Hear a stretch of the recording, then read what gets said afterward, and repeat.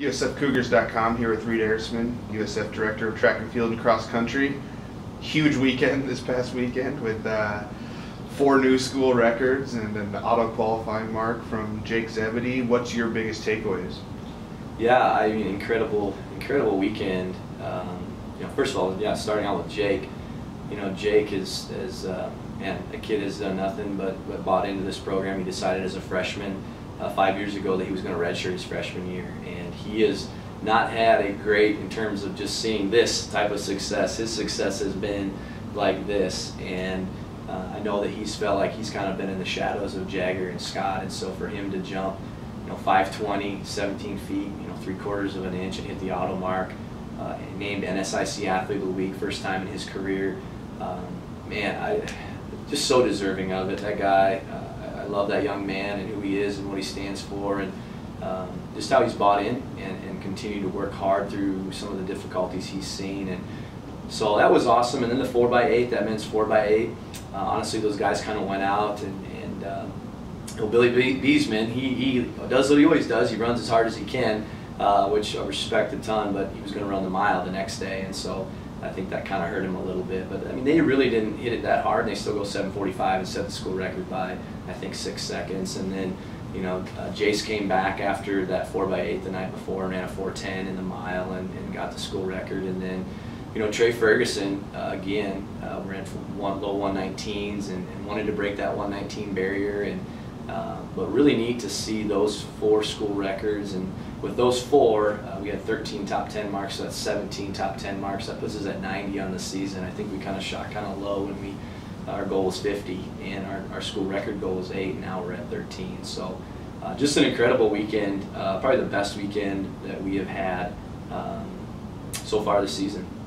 And I don't want you to forget, Sarah Trosher rebroke the That's right. 782 from 784, and she said it's 785, and her and Jada Carr have been going back and forth. That's right. Now, as we gear towards conferences in 2 weeks, so you have the SDSU Last Chance meet coming up this weekend. Where are you at with your team with their approach to the postseason starting in a couple weeks? Yeah, we're kind of splitting up. We're taking some kids to Mankato. We're taking some kids up to SDSU. The jumpers and kind of long sprinters will go to Mankato. The pole vaulters and our distance runners will go to SDSU. And then Coach Peterson is actually going to go up to Colorado School of Mines with Jace and Mason and Zach and see if they can try to hit a qualifier in the mile. Other kids, we're resting a lot of the other kids that have already secured their spot in the conference meet, or kids that secured their spot maybe at nationals. I think we might be chasing a little bit this weekend with Jada, see what she can do, and we're going to rest like John Rowe and Teddy and some of those other people, Billy Beesman. I guess he's going to run at SDSU, but not a huge weekend. Just try to see if we can get some more kids in the conference. And you mentioned Teddy Frid there, kind of slid him under there. Runner-up finish at the conference at Tap-On. I mean, he broke his school record again, improved his provisional qualifying mark. We've talked about him a lot in these videos, but what else can you say about him? If I was half the athlete and man that he was, when I was in college as a sophomore, I respect Teddy so much in terms of the leader he is on this team, the heart that young man has, and just who he is as a person. And that meet, we had a good first day, an awesome first day, PR, day pretty much for him. We come back and, we run a decent 60 hurdles. He went like 8:30, I think, in the hurdles. And okay, so we're, pole vault, that's where Coach Ehrisman, you're here for the pole vault, and gosh, he came in at 11 feet and just smoked it, and then, we skipped to 20 centimeters and went to 360 and just smoked it again. And, Coach Ernie's like, all right, we need 380, we need, 12.6 or whatever, and kind of blew through it on his first one and blew through it on his second one, and then was under on his third one. And my heart literally sunk when that happened.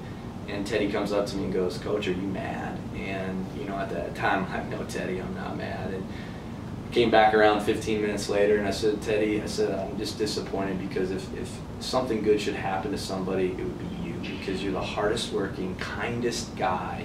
You just deserve it, And So we said, okay, you need to go 240 in the 1,000. The other individual from Wayne State, Robert Sullivan, needs to go 310, and then we win.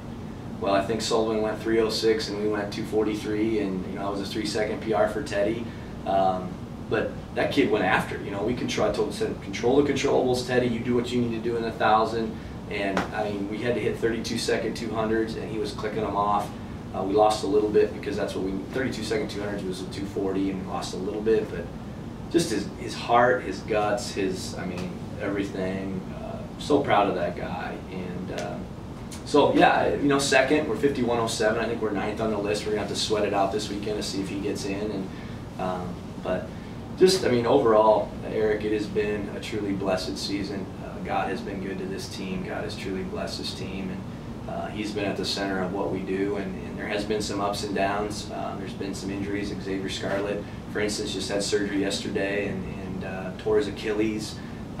Luke, Westoff in the ball ties might have done something to his ACL the second day in the hurdles. So there's been some good, there's been some bad, but through it all, God is faithful, and this program's centered around him. So it's been a great year. So has been a great year. Just to wrap things up, good luck this weekend up in Brookings at the SDSU Last Chance, and we'll catch up with you before conference next week. Appreciate it, Eric.